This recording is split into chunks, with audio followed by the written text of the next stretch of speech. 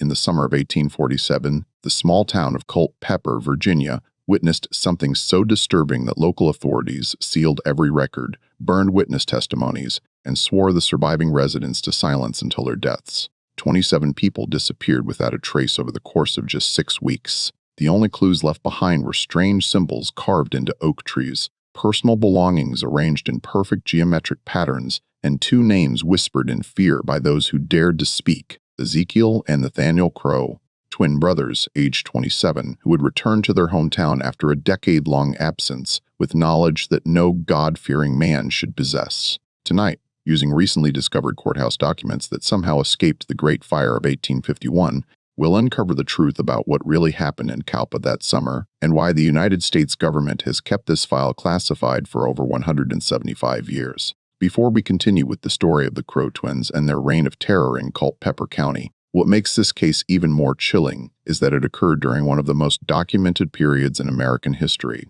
yet somehow these events have been completely erased from official records. Culpeper, Virginia in 1847 was a prosperous farming community of approximately 800 souls nestled in the rolling hills between the Rappahannock River and the Blue Ridge Mountains. The town had thrived since its founding in 1759, its fertile soil producing tobacco, corn, and wheat that fed much of the surrounding counties. Main Street bustled with activity as merchants, farmers, and craftsmen conducted their daily business under the watchful eye of the courthouse clock tower, a symbol of order and justice that had stood for nearly a century.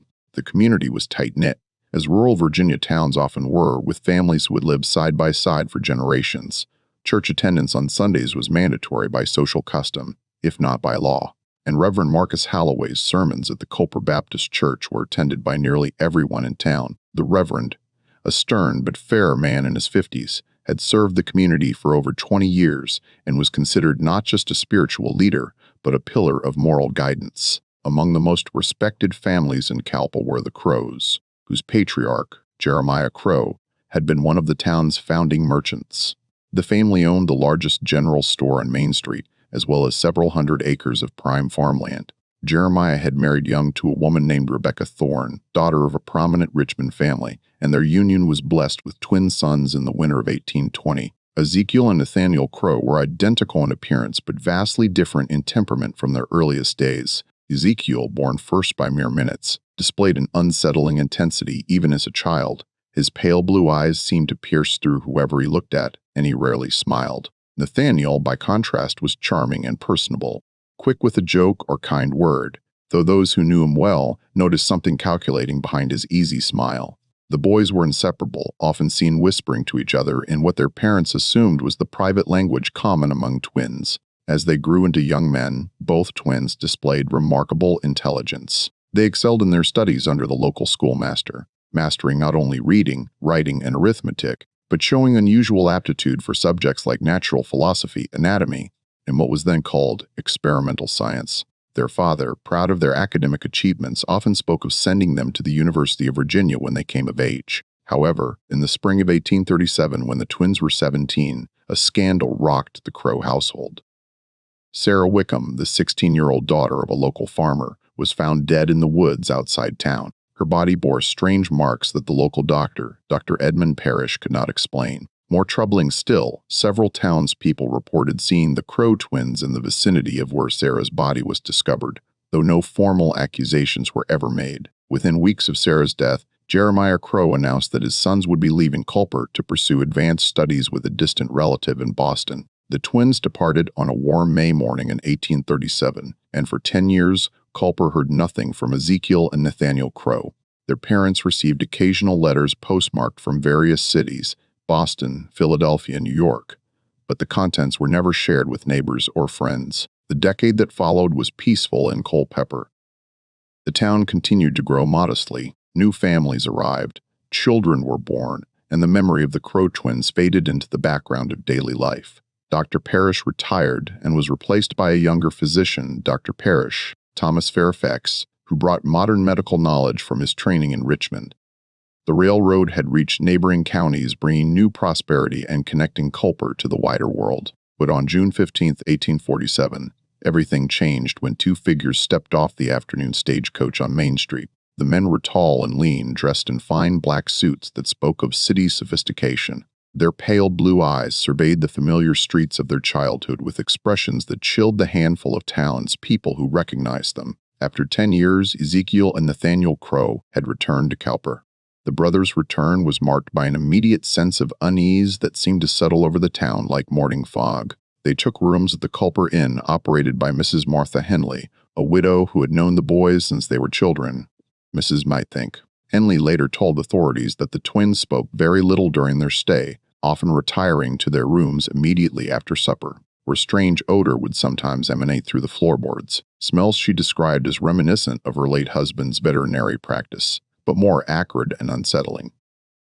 Their first official act was to visit the courthouse to claim their inheritance. Their father had died 3 years prior from consumption, and their mother had followed him to the grave just months later. The family property, including the general store and farmland, had been held in trust by the county, awaiting the twins' return. County Clerk Benjamin Fletcher, who processed their claim, noted in his diary that both men had changed dramatically from the boys he remembered. Their hands, he wrote, were stained with what appeared to be chemical burns, and they carried themselves with a confidence that bordered on arrogance. Within days of settling their affairs, the twins began renovating their childhood home, which sat on a hill overlooking the town. Wagons arrived from Richmond, carrying crates and barrels whose contents they unloaded themselves, refusing all offers of help from curious neighbors. The deliveries continued for weeks. Scientific instruments, chemicals, books, and materials that no one in Culpeper could identify. Local children reported seeing lights burning in the house's upper windows at all hours, and a constant thin stream of smoke rising from what had once been the kitchen chimney. The twins' behavior in town was courteous but distant. They attended church services, though Reverend Halloway noted that they never participated in communion and often seemed to be studying the congregation rather than listening to his sermons. They conducted business at local establishments, always paying in gold coins rather than the paper currency common at the time, and speaking to merchants with a politeness that somehow felt more threatening than genuine warmth. It was young Timothy Crawford, age 12, who first noticed the disappearances. Timothy worked part-time at Hamilton's livery stable, caring for horses and maintaining equipment. His job required him to know the routines of regular customers, and he possessed the keen observational skills common to intelligent children. On July 2, 1847, Timothy approached his employer, Mr. Says, James Hamilton, with a troubling observation. "Mr. Hamilton," the boy said, "ain't it strange that Mrs. Kemp hasn't been by for her usual Thursday riding lesson? And Mr. Dobson was supposed to pick up his mare 2 days ago, but his stall still occupied." James Hamilton, a practical man who had run the livery for 15 years, initially dismissed the boy's concerns. People changed their routines, he reasoned. Perhaps Mrs. Saville, Elena Kemp, had decided to skip her weekly ride, and maybe Farmer Daniel Dobson had decided to leave his horse stabled a few extra days while he tended to other business. But as Timothy continued to point out absences, the widow Patterson missing her Sunday visit to her husband's grave, merchant Jacob Stone failing to appear for his regular poker game at the inn, the schoolteacher, Miss Catherine Brennan, not opening the schoolhouse for 3 consecutive days, Hamilton began to pay closer attention. The pattern that emerged was deeply troubling. One by one, reliable members of the community were simply vanishing from their normal routines. Their homes remained untouched, their belongings exactly as they had left them, but the people themselves were nowhere to be found. When Hamilton finally approached Sheriff William Torres about his concerns, the sheriff's initial response was skepticism. "People travel, James," Sheriff Torres said, leaning back in his chair at the courthouse. "Summer's the time for visiting family, conducting business in other towns. I can't investigate every person who decides to take a trip without announcing it to the whole community." But Sheriff Torres's dismissiveness began to waver when his own deputy, Marcus Glenn, failed to report for duty on July 8th. Deputy Glenn was a punctual man, a former soldier who ran his life by military precision. When Torres went to Glenn's boarding house, he found the deputy's room exactly as it had been left. Bed made, uniform pressed, and hanging in the wardrobe. Service revolver still in its holster on the desk. The only unusual detail was a piece of paper on the floor, partially hidden under the bed. The paper bore a symbol drawn in what appeared to be charcoal, a circle containing interlocking triangles with strange markings along the perimeter that resembled no alphabet Torres recognized. The symbol filled him with an inexplicable sense of dread, though he couldn't explain why. He folded the paper and slipped it into his coat pocket, deciding to investigate further before taking any official action. That evening, Torres made his rounds through town with more attention than usual. Main Street was eerily quiet for a summer evening. Several businesses that should have been open had their shutters drawn, and the usual sounds of community life, children playing, neighbors chatting on porches, the clatter of dinner preparations seemed muted and subdued. As he walked past the crowd house on the hill, Torres noticed something that made his blood run cold. Silhouetted against the lighted windows were two figures standing perfectly still and appearing to watch the town below.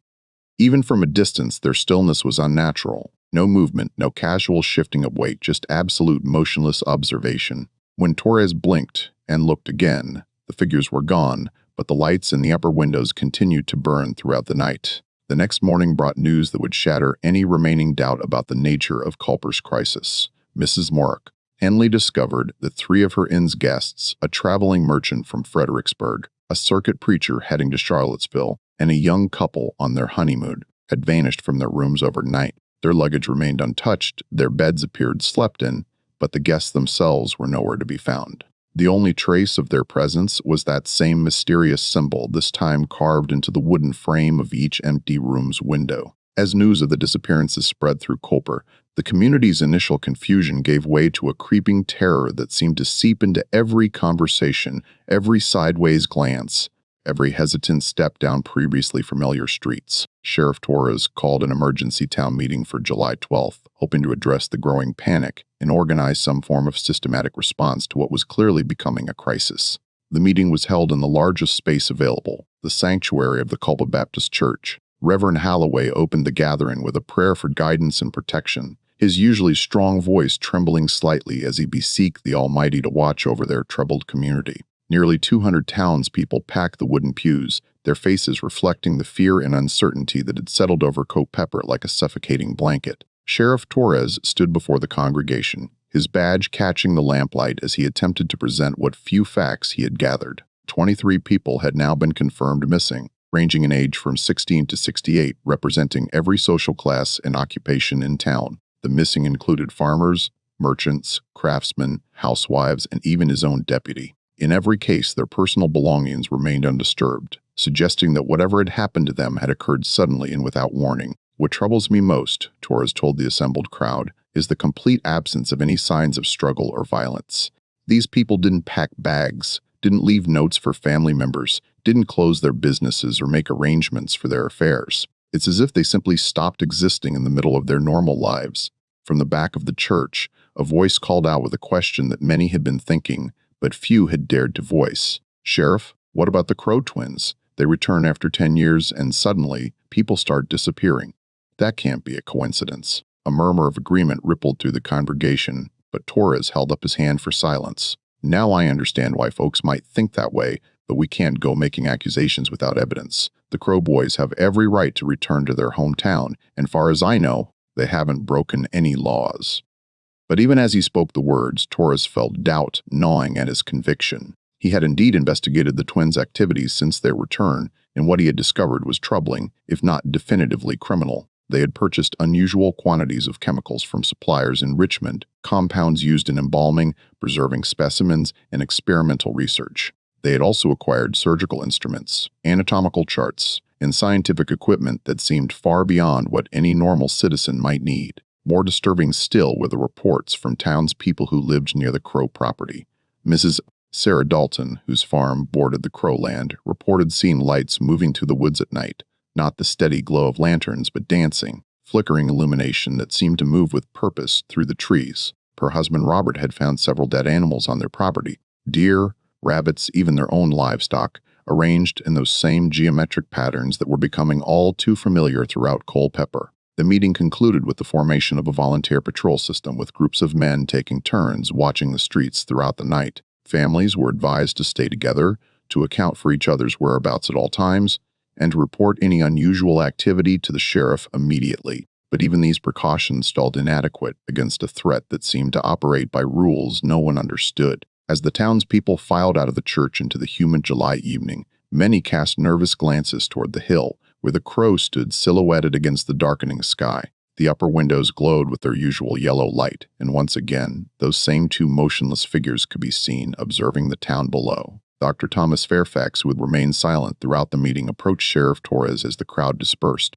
The young physician's face was pale and his hand shook slightly as he pulled a leather portfolio from his medical bag. "Sheriff," Dr. Fairfax said quietly, "there's something I need to show you, something I discovered while reviewing my predecessor's files." The portfolio contained Dr. Dane's, Edmund Parrish's private notes from 1837, including detailed observations about Sarah Wickham's death that had never been shared with authorities. According to Parrish's carefully documented examination, Sarah's body had shown signs of what he called experimental manipulation, incisions made with surgical precision, organs removed and replaced in ways that served no medical or practical purpose, and evidence of chemical preservation techniques applied post-mortem. Most chilling of all was Parrish's final entry about the case. "I have examined many bodies in my 40 years of practice, but never have I seen evidence of such methodical and purposeful experimentation on a human being. The work shows knowledge of anatomy and chemistry far beyond what any layman should possess.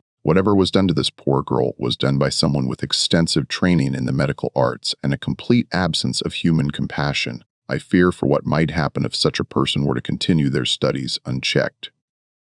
Dr. Fairfax closed the portfolio and looked directly at Torres. "Sheriff, I believe Sarah Wickham was murdered by the Crow twins 10 years ago, and I believe they spent the past decade learning how to perfect their techniques. If I'm right about what they're doing to our missing townspeople." He didn't need to finish the sentence.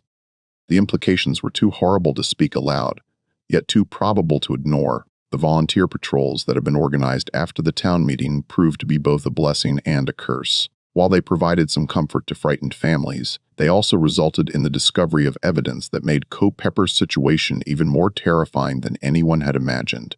On the night of July 15th, a patrol group consisting of farmers Robert Dalton, Henry Vance, and merchant Samuel Reed discovered what would later be called the arrangement site, in a clearing approximately half a mile from the Crow property.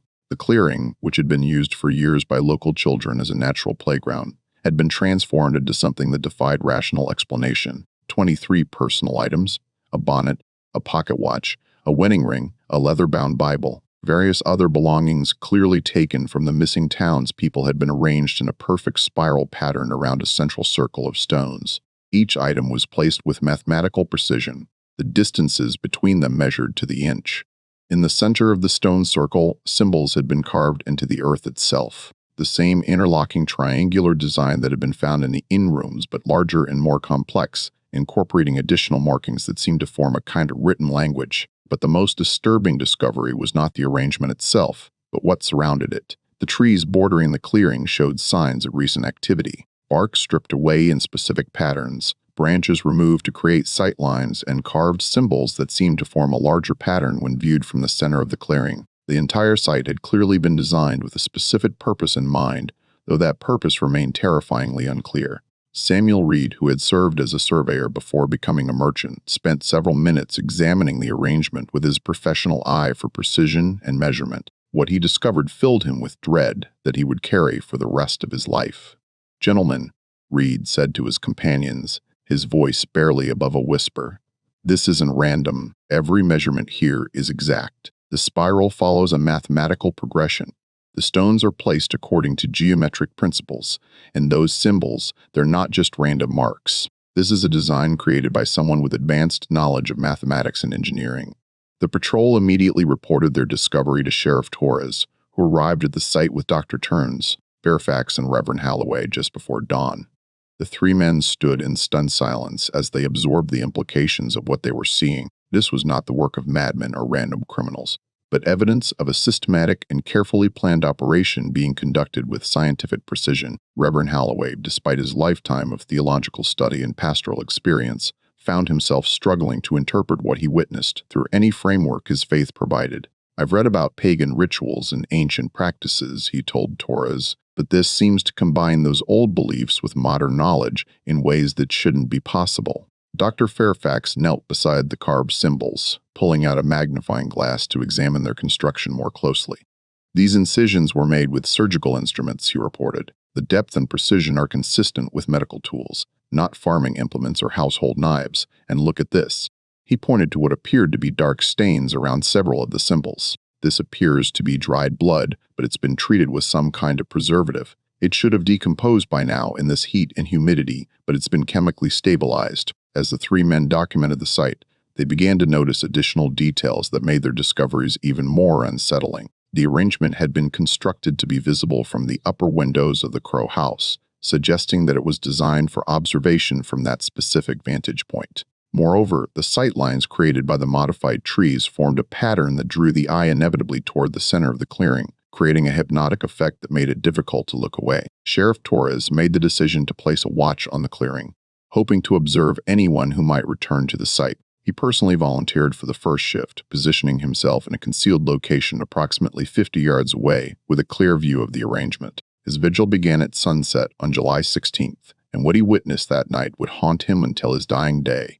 At exactly midnight, two figures emerged from the woods surrounding the clearing. Even in the moonlight, Torres immediately recognized the distinctive silhouettes of Ezekiel and Nathaniel Crow. The brothers moved with purposeful precision, each carrying what appeared to be a leather satchel and a dark lantern that provided minimal illumination. The twins spent nearly 2 hours in the clearing working with the silent coordination that only lifelong partners could achieve. They moved items within the spiral arrangement, made additional carvings in the earth, and performed actions that Torres could not clearly observe from his concealed position. Most disturbing of all, they appeared to be conducting some form of ceremony or ritual, standing at specific positions around the circle, and making gestures that suggested practiced familiarity with whatever process they were following. Torres desperately wanted to intervene, to confront the brothers and demand answers about the missing town's people, but something about their behavior filled him with a paralyzing dread. There was something inhuman about their movements, a mechanical precision that suggested they were following instructions or procedures learned through extensive practice.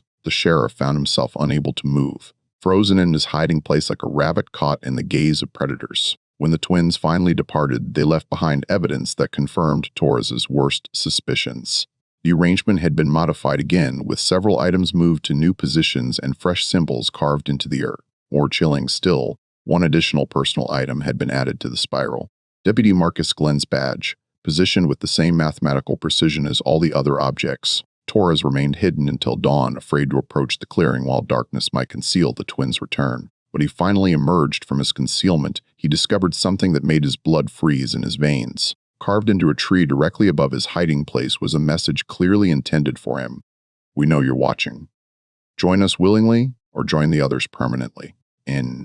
The sheriff realized that his investigation had put him directly in the brothers' crosshairs, and that time was running out for both himself and the remaining residents of Culpeper. Sheriff Torres's discovery at the clearing forced him to confront a terrible reality. The Crow twins were not only responsible for the disappearances, but they were operating with the level of planning and preparation that suggested their activities extended far beyond simple murder. The mathematical precision of their arrangements, the systematic nature of their victim selection, and their apparent ability to predict and counter his investigation efforts pointed to something much more sinister than random violence. Torres spent the morning of July 17th examining every piece of evidence he had collected, trying to identify patterns that might help him understand the twins' ultimate objective. The symbols found at various sites throughout town appeared to follow a consistent design language, suggesting they were part of a larger system or code. The victims represented a cross-section of Kalpa's population. But when Torres mapped their homes and regular activities, he discovered something that chilled him to the bone. The missing people's locations formed a pattern that mirrored the arrangement in the clearing, with their homes and businesses positioned around the town in the same spiral formation that had been created with their personal belongings. It was as if the entire community of Culpeper had been mapped and analyzed, with specific individuals selected to fulfill roles in some grand design that encompassed the entire town. Dr. Fairfax arrived at the sheriff's office mid-morning with news that confirmed Torres's growing fears.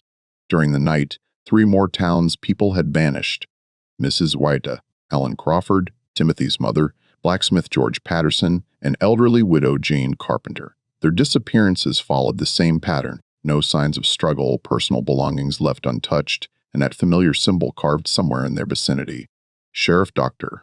T. Fairfax said, his medical training allowing him to maintain composure even while discussing the unthinkable. "I've been studying the pattern of disappearances, and I believe I've identified the selection criteria. The victims aren't random. They represent specific segments of our community's social and economic structure. It's as if someone is deliberately removing key individuals to destabilize our entire social order. Torres looked up from the map he had been studying, marked with red pins indicating the locations of missing people. What do you mean? Look at who's been taken, Fairfax explained, pulling out his own notes. We've lost our deputy, our school teacher, several prominent merchants, key farmers whose crops feed much of the county, the woman who runs our telegraph office, the man who maintains our water system. These aren't random victims. They're the people whose absence will cause maximum disruption to our community's ability to function. The doctor's observation sent a chill through Torres as he realized the implications. You're saying they're systematically destroying the town's infrastructure by removing essential people. Exactly. And if my theory is correct, they're not finished. Based on the pattern, I believe they'll continue taking people until Culpeper can no longer function as a community. The question is why? Their discussion was interrupted by young Timothy Crawford, who burst through the sheriff's office door with tears streaming down his face and terror in his eyes. The 12-year-old boy was nearly hysterical as he tried to explain what he had witnessed the previous night. "Sheriff, I saw them take my mother." Timothy gasped between sobs. "I was supposed to be asleep, but I heard voices outside. When I looked out my window, I saw two men carrying her out of our house. She wasn't fighting or screaming. She was walking with them, but her eyes looked empty, like she was sleepwalking." Torres knelt down to the boy's eye level, trying to remain calm while extracting crucial information. "Timothy, can you describe the men? Did you see their faces?" "They were dressed in black suits, and they moved together like they shared the same thoughts. One of them looked back at our house before they disappeared into the woods, and I swear he smiled right at my window like he knew I was watching. It was the scariest thing I ever seen. Sheriff, what did they do to my mother?" Dr. Fairfax and Torres exchanged glances over the boy's head, both thinking the same terrible thought. If the twins were somehow controlling their victims, making them cooperate willingly in their own disappearance. It explained the lack of struggle or evidence of force at any of the crime scenes. Torres arranged for Timothy to stay with the Hamilton family at the livery stable, then immediately organized a search party to scour the woods around the Crawford property. What they discovered there would prove to be the breakthrough he had been desperately seeking, though it came at a cost that would haunt him forever.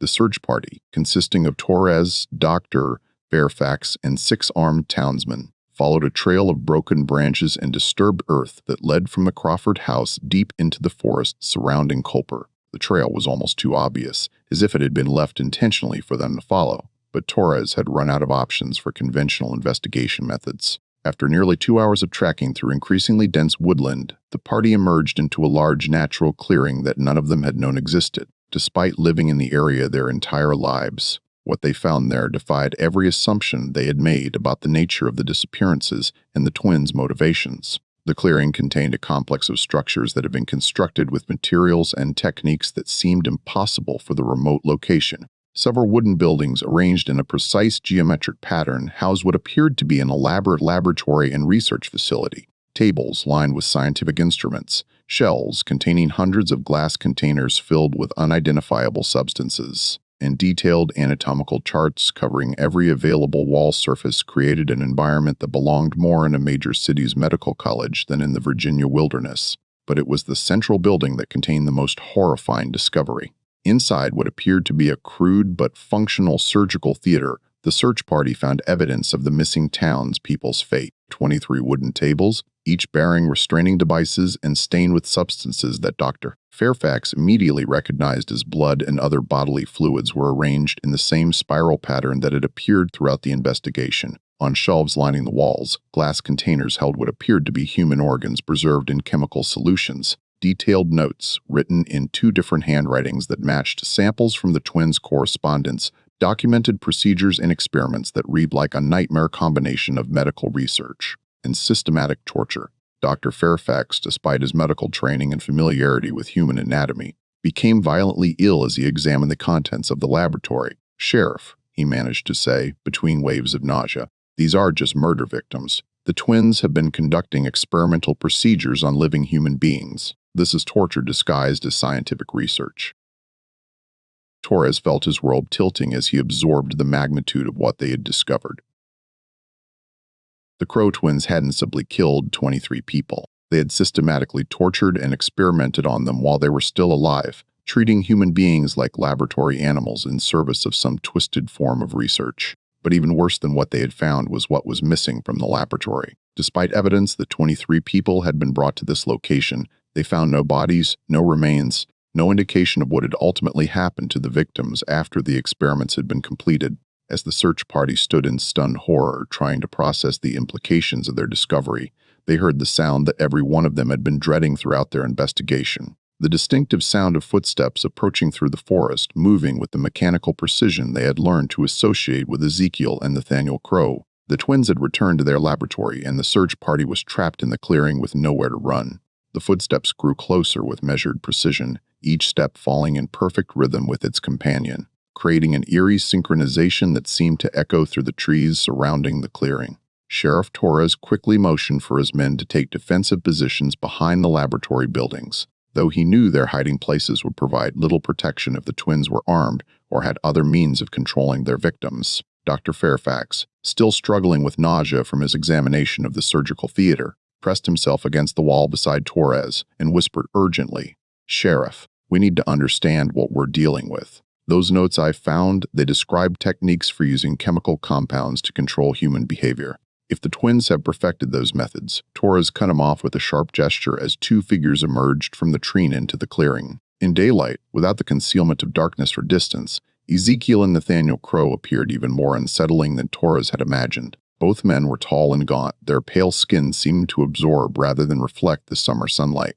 Their identical black suits were immaculate despite their journey through the forest, and they moved with a coordination that suggested a shared consciousness rather than individual thought. But it was their eyes that truly chilled Torres to his core. The pale blue irises he remembered from their childhood had darkened to an almost colorless gray, and there was no warmth or humanity in their gaze. They looked at the world around them with the detached interest of scientists observing specimens, as if every living thing existed solely for their analysis and potential experimentation. Ezekiel, the twin who had always been the more intense of the pair, spoke first, his voice carrying clearly across the clearing with unnatural projection. "Sheriff Torres, Dr. Culpeper, Fairfax, and gentlemen of Culpeper, we knew you would eventually find our research facility. In fact, we've been guiding you here for quite some time." Nathaniel continued seamlessly, as if completing his brother's thought. "Your investigation has been most useful to us. You've helped identify the remaining subjects we need to complete our work, and your predictable behavior has allowed us to prepare for this final phase." Torres stepped out from behind his concealment, his service revolver drawn but trembling slightly in his grip. "Where are they? Where are the people you took from our town?" The twins exchanged a look that might have been amusement in normal human beings, but appeared more like scientific curiosity on their inhuman features. Ezekiel gestured toward the surgical theater with casual indifference. "They served their purpose in our research. Each subject contributed valuable data to our understanding of human physiology, psychology, and the mechanisms by which consciousness can be controlled and modified." "You're talking about torture and murder," Dr. Fairfax called out, his medical oath compelling him to speak despite his terror. "Those were human beings, not laboratory animals." Nathaniel tilted his head with mechanical precision, as if considering the doctor's words from a purely academic perspective. "Your emotional attachment to individual specimens is understandable, but scientifically counterproductive. Our decade of study in Boston, Philadelphia, and New York provided us with theoretical knowledge, but practical application required subjects who would not be missed by authorities with sufficient resources to interfere with our work. Culpeper was perfect for our needs," Ezekiel added. "The isolated community, minimal contact with outside law enforcement, and a population trusting enough to be easily acquired. We've documented the complete process of human experimentation from initial capture through final disposition, creating a comprehensive methodology that will revolutionize our understanding of human nature." Torres felt sick as he realized the twins were discussing the systematic murder of his friends and neighbors with the same detached interest that a farmer might discuss crop rotation techniques. "You're insane. Both of you are completely insane." "Insanity implies irrationality," Nathaniel replied calmly. "Our work has been entirely systematic and logical. We identified research objectives, developed methodologies, acquired necessary subjects, conducted controlled experiments, and documented our results. The only difference between our research and that conducted at medical colleges is the willingness to extend our studies beyond conventional ethical limitations." Dr. Fairfax drawing on his medical training to maintain some semblance of scientific dialogue, asked the question that had been haunting him since discovering the laboratory. What happened to the bodies? Where are the remains of the people you experimented on? The twins' synchronized smile was perhaps the most horrifying thing Torres had witnessed in his entire investigation. Ezekiel gestured toward a series of large glass containers along one wall of the clearing that the search party had not yet examined closely.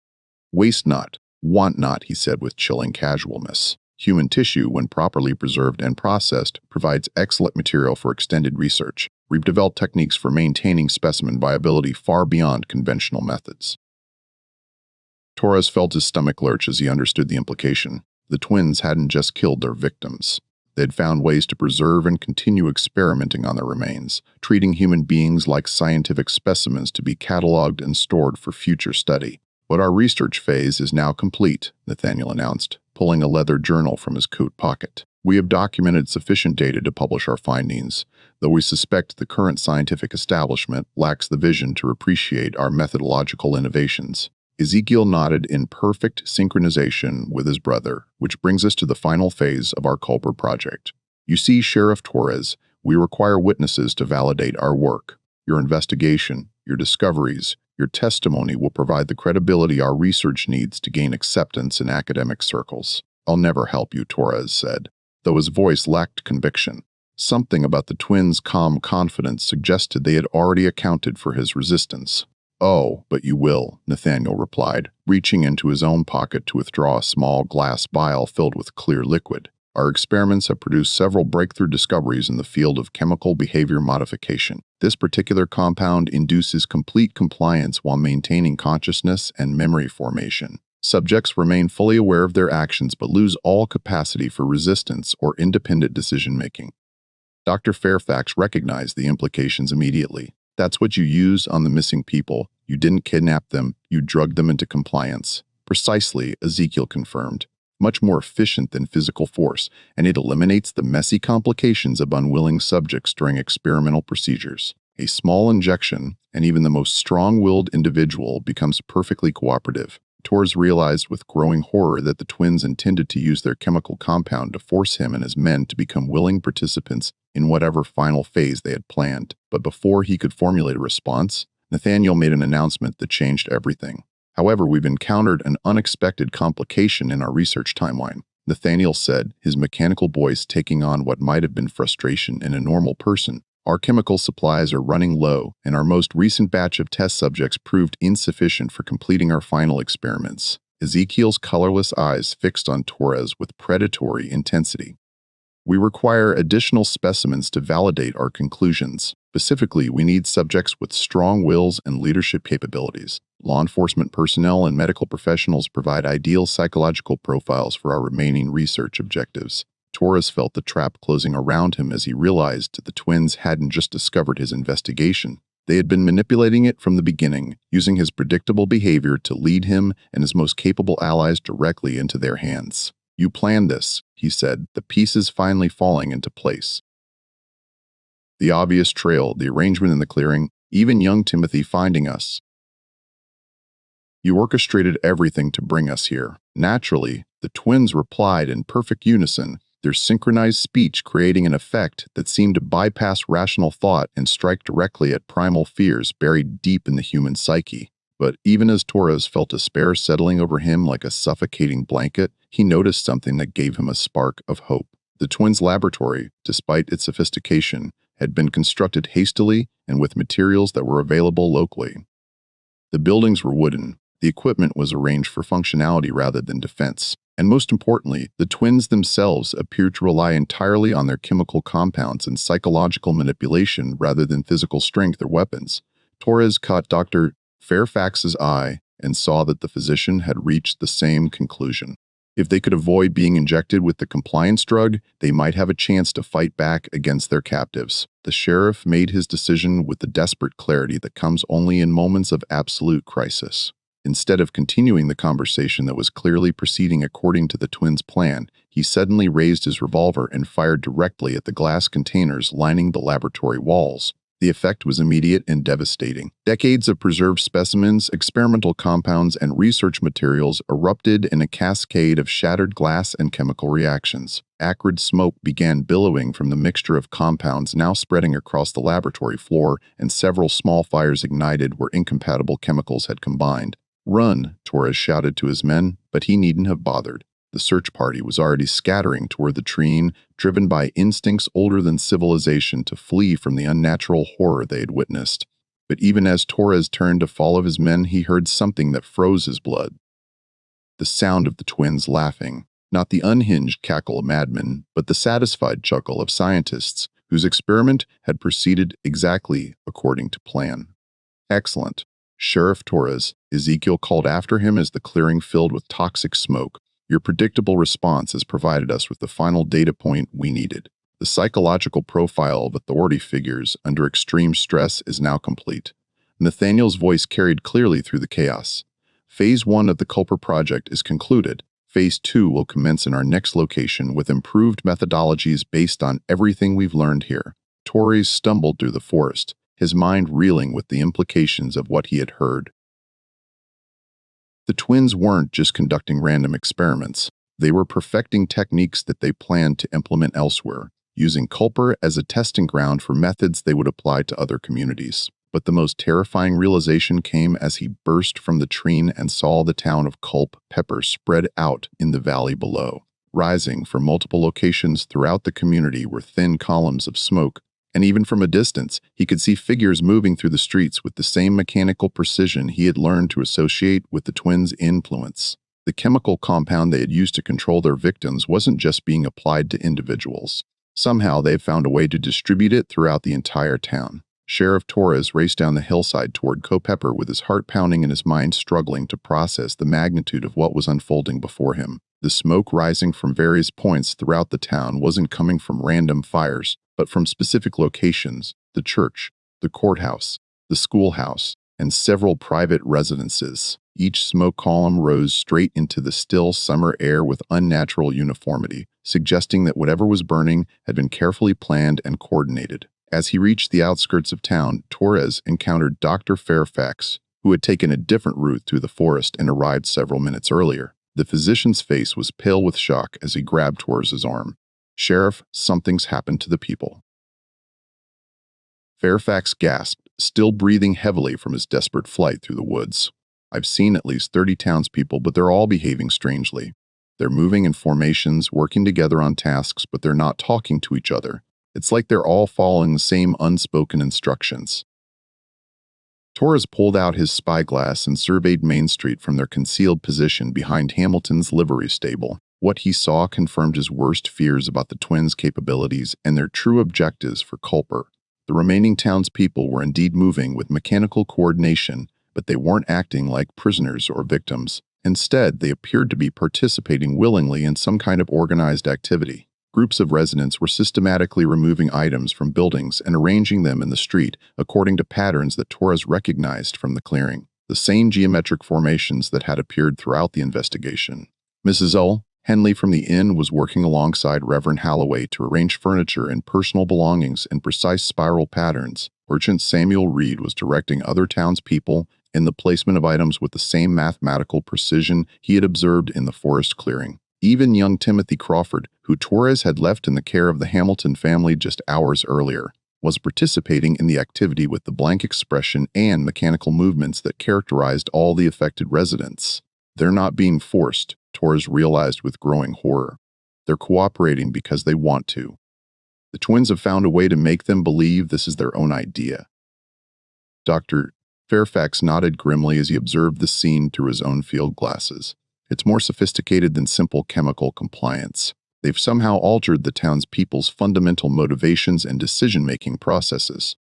Look at their faces. They appear satisfied, even happy with what they're doing. Indeed, the affected residents showed no signs of distress or resistance. They worked with the focused contentment of people engaged in meaningful labor, as if arranging their community's possessions in occult patterns was the most natural and important task they could imagine. But even more disturbing than the townspeople's behavior was the gradual revelation of the pattern they were creating. As Torres watched from his concealed position, He began to understand that the entire town of Culpeper was being transformed into a massive version of the arrangements they had discovered throughout their investigation. Streets were being cleared to create sightlines. Buildings were being modified to serve as observation points, and personal belongings from every household were being incorporated into a geometric design that encompassed the entire community. "Sheriff," Dr. Fairfax whispered urgently, "look at the courthouse clock tower." Torres directed his spyglass toward the town's most prominent landmark and immediately saw what had captured the doctor's attention. Two familiar figures stood at the top of the tower, silhouetted against the afternoon sky as they observed the transformation of their hometown. Even from a distance, their perfectly synchronized posture and movements were unmistakable. Ezekiel and Nathaniel Crow had not only escaped the chaos at their laboratory, but had somehow made their way back to town ahead of the search party and implemented what appeared to be the final phase of their mysterious project. As Torres watched in fascination and horror, one of the twins, he couldn't distinguish which, at this distance, raised what appeared to be a telescope or surveying instrument, and began making calculations based on the arrangements being created in the streets below. The other twin was writing in a journal documenting the process with the same scientific precision they had applied to their human experiments. "They're treating the entire town like a laboratory." Torres realized every person, every building, every street is part of some massive experiment they're conducting. Dr. Fairfax lowered his field glasses and turned to Torres with an expression of grim determination. "Sheriff, we have to stop this. I don't know what they're ultimately trying to accomplish, but if they've perfected techniques for controlling entire communities, they won't stop with Culpeper. They'll move on to larger towns, cities, maybe even attempt to influence government officials or military personnel." Torres felt the weight of responsibility settling on his shoulders as he realized that his failure to stop the twins in Culpeper could have consequences far beyond his small community. If Ezekiel and Nathaniel Crow had indeed developed methods for mass psychological manipulation, they possessed capabilities that could threaten the stability of entire regions, perhaps even the nation itself. But even as he contemplated the broader implications of the twins' work, Torres noticed something that gave him hope for a solution. The townspeople's mechanical behavior, while disturbing, appeared to follow predictable patterns. They responded to the twins' influence, but they weren't armed or hostile. Moreover, their altered state seemed to require ongoing direction from the brothers in the clock tower. "Dr. Fairfax," Torres said, formulating a desperate plan. "What would happen if we could separate the twins from the townspeople? Would the effects of their chemical compounds wear off naturally?" The physician considered the question with his characteristic scientific precision. "Based on what I observed in their laboratory notes, their behavior modification techniques appeared to require periodic reinforcement. If we could disrupt their ability to maintain control over the affected population." He didn't need to finish the thought. Both men understood that their only chance of saving Culpeper lay in somehow neutralizing the twins' influence at its source, even if it meant confronting Ezekiel and Nathaniel Crow directly in their position of strength atop the courthouse clock tower. Torres checked his revolver and confirmed that he still had 4 shots remaining from his encounter at the laboratory. It wasn't much firepower against opponents who had demonstrated supernatural levels of planning and preparation, but it was all he had. "Doctor, I need you to stay here and document everything you see," Torres said, handing Fairfax's investigative notes and the evidence they had collected. "If I don't succeed in stopping them, someone needs to survive to warn the outside world about what the Crow twins are capable of." Dr. Fairfax started to protest, but Torres cut him off. "This is my responsibility. I'm the law in Culpeper, and I failed to protect my community when it mattered most. I won't fail again." With that declaration, Sheriff William Torres began making his way through the geometrically arranged streets of his transformed hometown, moving from cover to cover as he approached the courthouse for what he knew would be his final confrontation with the monsters who had destroyed everything he had sworn to protect. Torres moved through the transformed streets of Culpeper with the stealth he had learned during his service in the Mexican-American War, using the unnaturally precise arrangements of furniture and belongings as cover while he approached the courthouse. The affected townspeople continued their mechanical work around him, so focused on their assigned tasks that they seemed unaware of his presence. Their blank expressions and synchronized movements created an atmosphere more unsettling than any battlefield he had experienced. As he drew closer to the courthouse, Torres could hear something that chilled him more than anything he had witnessed during the investigation. The twins were speaking in unison from the clock tower, their voices carrying across the entire town with unnatural projection. They weren't shouting or straining to be heard, but somehow their words reached every corner of Culpeper with perfect clarity. Citizens of our research community, the synchronized voices intoned, you have contributed magnificently to the advancement of human knowledge. Your willing participation in our studies has exceeded our most optimistic projections. Torres paused behind an overturned wagon and listened with growing dread as the twins addressed their captive audience. The data you have provided will enable us to expand our research to larger populations, ultimately achieving our goal of perfect social order through scientific management of human consciousness. You should feel pride in knowing that your community will be remembered as the birthplace of a new era in human civilization. The sheriff realized with horror that the twins were preparing to conclude their Culpeper project, which almost certainly meant eliminating all witnesses to their experiments. The 23 missing people had already been disposed of after serving their purpose in the research, and the remaining townspeople would likely suffer the same fate once their usefulness ended. Torres forced himself to continue toward the courthouse, climbing the external stairs that led to the tower, while the twins' voices continued their chilling address to the community below. Each step brought him closer to a confrontation he knew he was unlikely to survive, but also closer to the only chance Kohler had for salvation. Our methods have proven so successful, the twins continued, that we have already received correspondence from interested parties in Richmond, Baltimore, and Washington City. Government officials and academic institutions are eager to implement our techniques for managing difficult populations and ensuring social stability. The implications of this revelation struck Torres like a physical blow. The twins weren't just conducting isolated experiments. They were developing techniques that they planned to sell to the highest bidders, potentially giving corrupt officials and institutions the power to control entire populations through chemical manipulation. Torres reached the clock tower level and found himself face to face with Ezekiel and Nathaniel Crow for the final time.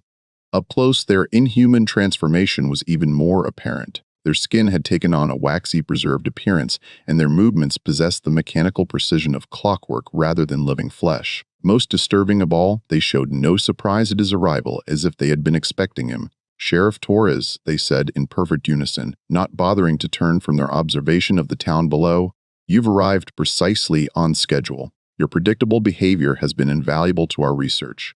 "It's over," Torres said, raising his revolver with hands steadier than he had expected. "I'm placing you both under arrest for the murders of 23 citizens of Culpeper County." The twins finally turned to face him, and Torres saw that their colorless eyes held no fear, no concern, no recognition of him as a threat. They looked at him with the same detached interest they had shown throughout the investigation, as if he were simply another specimen to be studied and cataloged. "You still don't understand," Ezekiel said with something that might have been pity in a normal human being.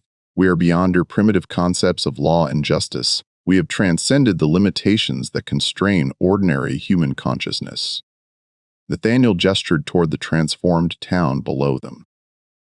"What you see as murder, we recognize as necessary research. What you call crime, we understand as scientific progress. Your moral framework is simply inadequate for comprehending the significance of our work." Torres felt rage building in his chest as he listened to the twins dismiss the lives of his friends and neighbors as insignificant research materials. "You're not scientists. You're monsters who torture and kill innocent people for your own twisted satisfaction. Monsters." The twins repeated in unison, seeming to consider the word with academic interest. An interesting emotional response. "Tell us, Sheriff, what separates the procedures we conduct from those performed by physicians in medical colleges? What distinguishes our research from experiments conducted by military personnel developing new weapons?" "The difference," Torres said, surprising himself with the steadiness of his voice, "is that doctors try to save lives and soldiers fight to protect innocent people. You torture and kill for entertainment disguised as science." The twins exchanged one of their synchronized glances, and Torres realized they were communicating through some method beyond normal speech. When they turned back to him, their expressions had shifted to something that might have been disappointment. "Your limited perspective prevents you from appreciating the broader implications of our work," Ezekiel said. "But you have served your purpose in our research. Your investigation provided valuable data about law enforcement responses to unexplained phenomena." Nathaniel reached into his coat pocket and withdrew a familiar glass vial filled with clear liquid. "Now you will contribute to our studies in a more direct manner. This refined version of our compliance compound will allow you to experience the liberation of absolute scientific objectivity. Torres realized that the twins intended to inject him with their chemical and force him to participate in whatever final experiment they had planned for Culper. But as Nathaniel stepped forward with the vial, Torres made his decision. Instead of trying to negotiate or reason with the inhuman creatures the twins had become, he did what his training and instincts told him was necessary. He pulled the trigger. The shot echoed across Culpeper like thunder, and Nathaniel staggered backward with a look of genuine surprise on his face. Dark blood spread across his white shirt, but instead of collapsing, he looked down at the wound with scientific curiosity. "Fascinating," he said, his voice slightly weaker, but still unnaturally calm. "The physiological response to projectile trauma is exactly as documented in our research." Ezekiel showed no emotional reaction to his brother's injury, but instead began taking notes in his journal with mechanical precision. Wound placement suggests damage to major organs. Blood loss rate indicates subject will achieve termination within approximately 15 minutes. Torres fired again, this time hitting Ezekiel in the chest. The second twin's response was identical to his brother's, surprise followed by clinical interest in his own injury. Neither brother showed fear, pain, or any normal human response to mortal wounds. "Sheriff," they said in unison, their voices beginning to weaken but still maintaining perfect synchronization. "You have provided us with excellent final data. The psychological profile of law enforcement personnel under extreme stress is now complete." As the twins slowly collapsed to the floor of the clock tower, Torres heard something that filled him with hope. The sounds of confusion and distress from the town's people below. The mechanical precision of their movements was breaking down, replaced by the natural chaos of people awakening from a nightmare they couldn't quite remember. Dr. Fairfax's theory had been correct. With the twins' death, their chemical influence over the community was rapidly wearing off, allowing the surviving residents to regain their individual consciousness and free will. Torres looked down at the dying twins and felt no satisfaction, only exhaustion and grief for the community that had been lost. "Why?" he asked. "Why did you do this to innocent people?" With their final breaths, Ezekiel and Nathaniel Crow provided an answer that would haunt Torres for the rest of his life. "Because we could. Because human beings are simply resources to be utilized by those with superior knowledge and capabilities. Because the advancement of science justifies any sacrifice." The twins died as they had lived since their return to Culpeper in perfect synchronization, their final exhalation occurring at exactly the same moment. But even in death, their pale eyes remained open, staring sightlessly at the summer sky with the same cold detachment they had shown toward every human life they had destroyed. In the weeks that followed the twins' death, the true scope of their impact on Culpeper became clear. Of the original 800 residents, only 347 survived the summer of 1847. The 23 people who had disappeared in the early stages of the investigation were never found. Despite extensive searches of the forest laboratory and surrounding areas, their fate remained a mystery that would haunt the survivors for generations. The remaining townspeople, freed from the twins' chemical influence, struggled with fragmented memories of their time under control. Most remembered participating in the geometric arrangements that had transformed their community, but couldn't explain why such activities had seemed important or necessary.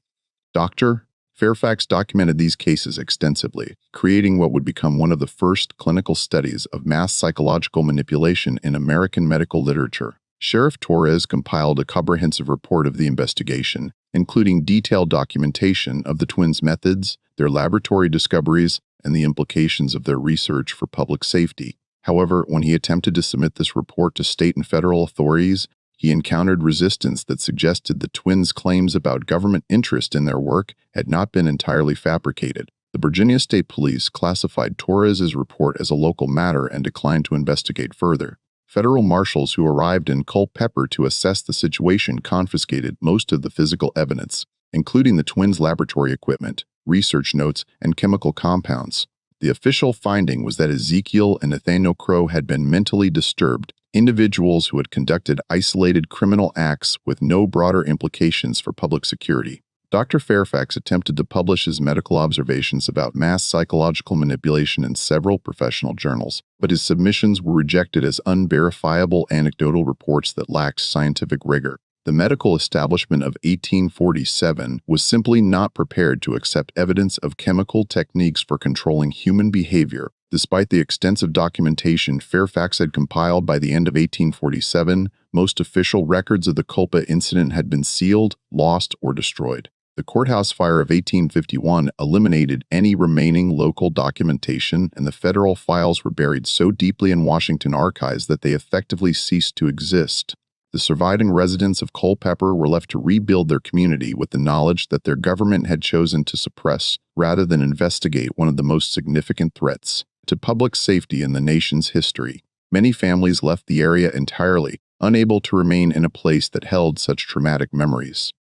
Those who stayed rarely spoke about the summer of 1847, even among themselves. Sheriff Torres continued to serve Culpeper until his death in 1863, but he never fully recovered from his failure to protect the community he had sworn to serve. His private journals, discovered after his death, revealed that he spent the remainder of his career searching for evidence of similar incidents in other communities. Convinced that the Crow twins' techniques had been adopted and refined by other individuals or organizations, Dr. Fairfax left Culpeper in 1849 to pursue advanced medical training in Europe, hoping to find academic environments more receptive to research into psychological manipulation and chemical behavior modification. His later work in Vienna and Paris contributed to early developments in psychiatry and neurochemistry. Though he never publicly connected his research to his experiences in Culpeper, the twins' forest laboratory was destroyed by a mysterious fire just days after Torres's confrontation at the courthouse. When investigators reached the site, they found only ash and melted glass, with no trace of the sophisticated equipment or preserved specimens that had been documented by the search party. The fire appeared to have burned at temperatures far exceeding what natural combustion could achieve, suggesting that someone had taken deliberate steps to eliminate all evidence of the twins' work. Local folklore in Culpeper County maintains that the twins' influence didn't entirely end with their deaths. Residents occasionally report finding geometric arrangements of natural objects in the forests around town. Stones, branches, or flowers placed in patterns reminiscent of the twins' designs. These discoveries are usually attributed to coincidence or the tendency of traumatized communities to see meaningful patterns in random events. However, Dr. Fairfax's European research eventually led him to correspond with colleagues who reported similar incidents in other locations. Isolated communities where residents had displayed temporary episodes of coordinated behavior, unexplained disappearances that followed geometric patterns, and reports of individuals with unusual knowledge of chemical compounds and psychological manipulation technique. These reports suggested that the Crow twins might not have been unique in their capabilities, but rather part of a larger network of individuals conducting similar research in remote locations throughout the United States and Europe. If such a network existed, it would explain how two young men from rural Virginia had acquired sophisticated knowledge of chemistry, psychology, and experimental techniques that exceeded the capabilities of major universities. The truth about Ezekiel and Nathaniel Crow, their training, their methods, and their ultimate objectives died with them in the Culpeper Courthouse clock tower.